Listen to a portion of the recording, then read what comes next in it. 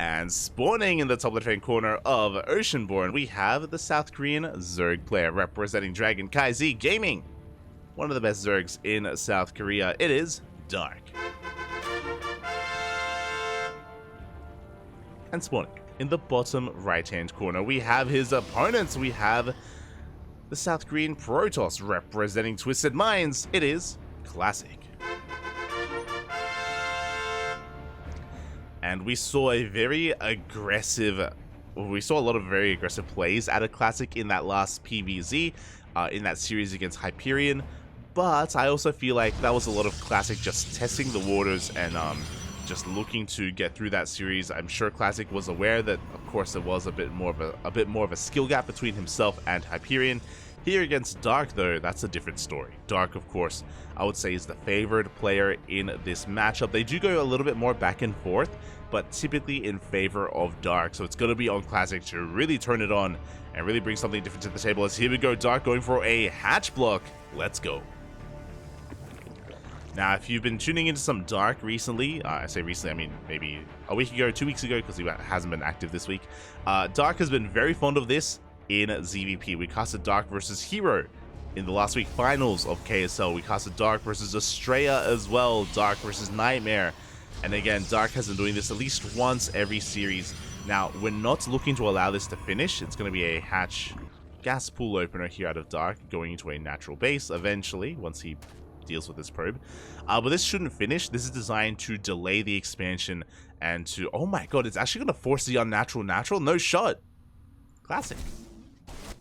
Okay, so usually when a Protoss player sees this, they pull the boys. They pull like 5 probes, they get their Zealot out, they DPS this down, and they force a cancel.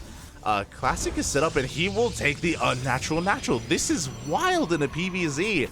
I haven't quite seen this reaction before, but I guess if he doesn't want to lose mining time, if he wants to be economic, this does make sense, but it's just such a risky maneuver. The Overlord will spot this, will confirm. So as, oh my god, the hatchery will finish. We got Lings on the way, Queens as well. Usually this hatchery does not complete, but Dark is committed. We have more Lings on the way behind this. Roach one is thrown down. I love this from Dark. He's adapting on the fly. So usually this is just designed to delay the economy, but specifically because Classic expanded and because this space is so vulnerable, and because he allowed this hatchery to finish, Dark, he switches gears. He switches gears entirely. He's going to be going to look, and he's going to be looking to punish Classic. And life gives you lemons. You do make that lemonade, and Lings are going to do what they can. The hatchery does go down. These Lings are going to be cleaned up, but what they're doing is keeping this army busy. Again, this is also a big reason as to why usually you don't allow this to finish. Oh, we do have a Roach on the way into the natural base here of Classic. Lings are arriving as well. We have a Stargate opener, Void Ray in production. Queens are waddling or looking to waddle across the map as well. Now we'll see how Dark is able to really bring this all together, because there's a lot of tech and not a lot of workers. Dark, he's on 18 drones. He throws down a Baneling nest alongside the Roaches and Lings. I don't know if I'm convinced here. This Roach is going to go down in the main base, and here comes the rest of the army. Void Ray should force this back. GG gets called upon seeing the Void Ray, and Classic will take game 1. GG. Yeah, I was not gonna lie, I wasn't really sold on what Dark was doing. I was like, are we gonna throw down a Baneling nest? Can we get the Roaches across the map? There's no lair, which means there's no Nidus, there's no creep spread, there's no way to get the Queens out. And it looks like Dark was hoping that there wasn't going to be a Void Ray. If it was like maybe an Oracle or something, then maybe that would work, but I think Dark was having too much fun. I think he was thinking a little bit too hard about it. He's like, okay, how do I punish this? I'm still not too fond of letting the hatchery finish, but he let the hatchery finish, went for the Roach Warren, and went for a Roach across the map into a Baneling nest. It was a little bit all over the place. Too much. We're going to be calming things down, getting into the next game. Into game number 2. I liked that we were being creative, but you know, maybe a little bit too much. Maybe maybe it was a little bit too out there. but I think there's potential. Like winding it back a little bit, I do believe that there is potential to punish Classic in that position. Not quite in the way that we saw, but I do think you can. I'm sure Dark knows that as well. That's why he reacted the way that he did. He's like, I need to do something. As we're getting into our next game. And spawning in the bottom right hand corner of Hard Lead, we have the South Korean Zerg player representing CranKy Z Gaming, going for a 12 pool. It is Dark.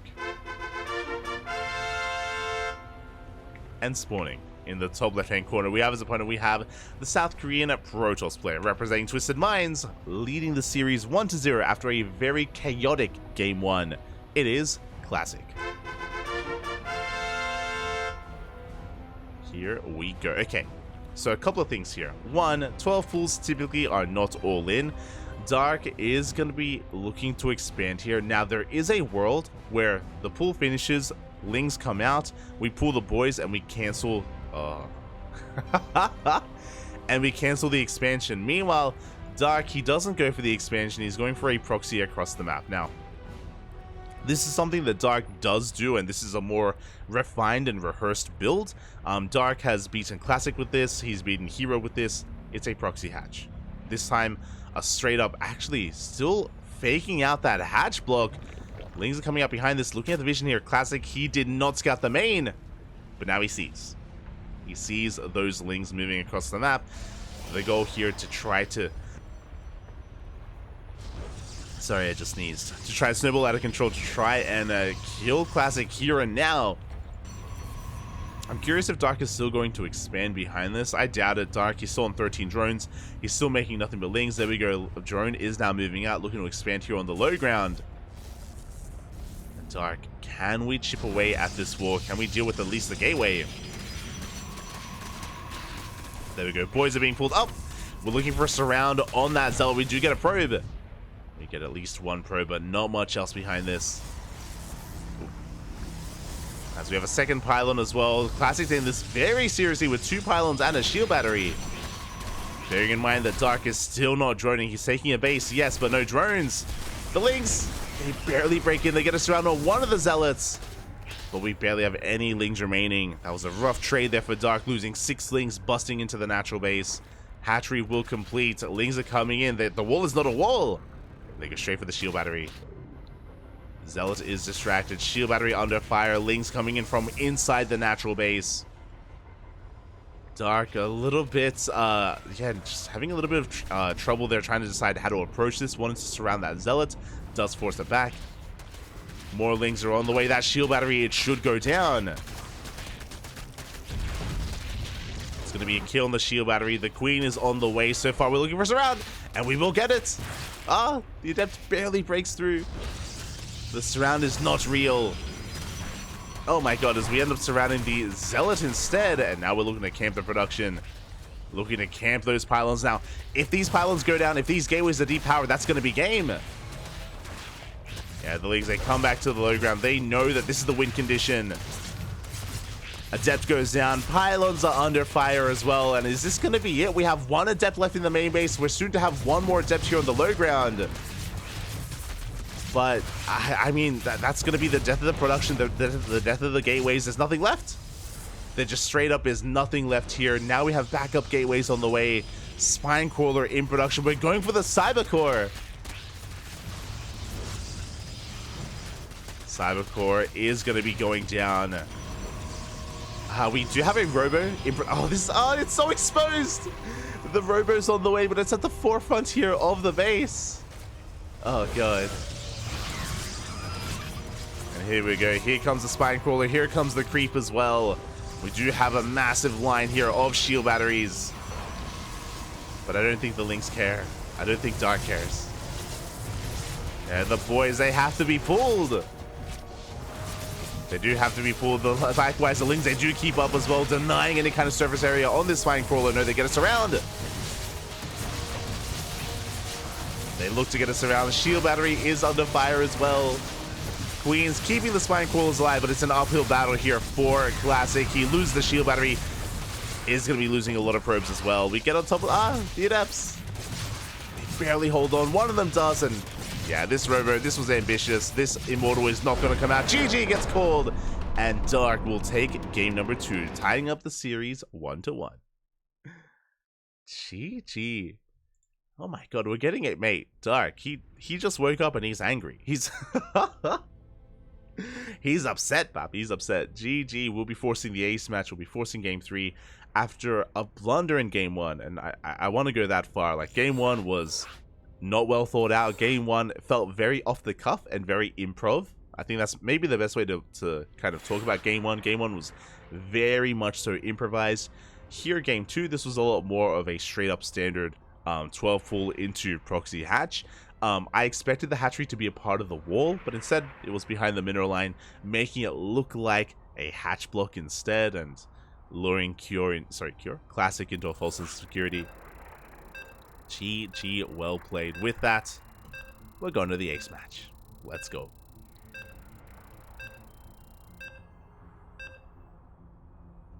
Here we go.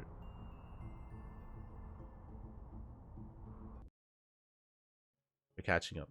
Oh my god, so many ads. We don't run ads here. As in, if there are ads, they're just pre-rolls. So if you're seeing ads, that is what that is. We don't just run ads in the middle of series or in the middle of matches. That's not what we do. But also, welcome Jumerib for the first time. Be keeping my eye on you. As we're getting into game number 3, the ace match, and spawning in the top left-hand corner of side Delta, we have the South Korean Zerg player representing CranKy Z Gaming. It is Dark.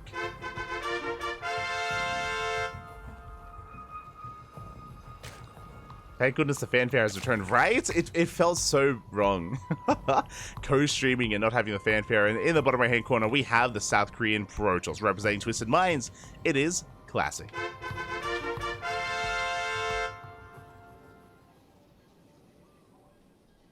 Here we go. Classic mentally checked out of this like 2 minutes ago. I mean, kind of. Like, I'm sure Classic was just really frazzled and just, yeah, isn't in that situation too often. So Dark able to get under his skin, maybe get under his mind, twist it, if you will. Twisted Minds. And as we get into the ace match, Dark now going for a hatch first. Going for a hatch gas pool standard opener for the first time this series out of Dark. This time, no proxy hatch. And I'm sure Classic is a little bit wary about what just happened. Is a little bit concerned, but is going to be able to take his natural base. Here in the ace match, standard opener. Standard play. We're calming things down. We're calming things down.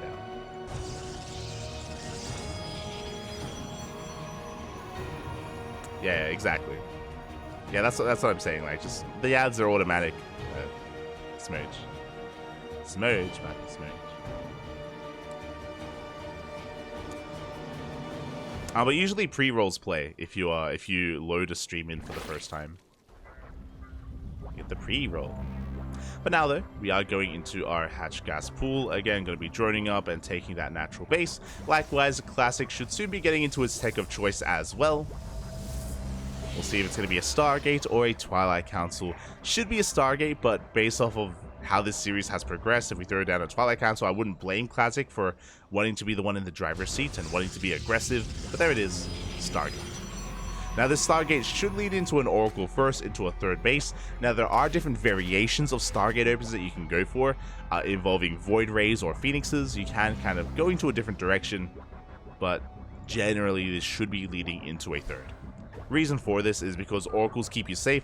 The Oracles, they don't just harass across the map, but they also clean up link counterattacks and make it so difficult for the Zerg player to really punish your third and punish your Nexus. So again, the big reason as to why it is such a standard opener. Or such a common opener. As the Depths are going to be getting across the map, looking to threaten the shade.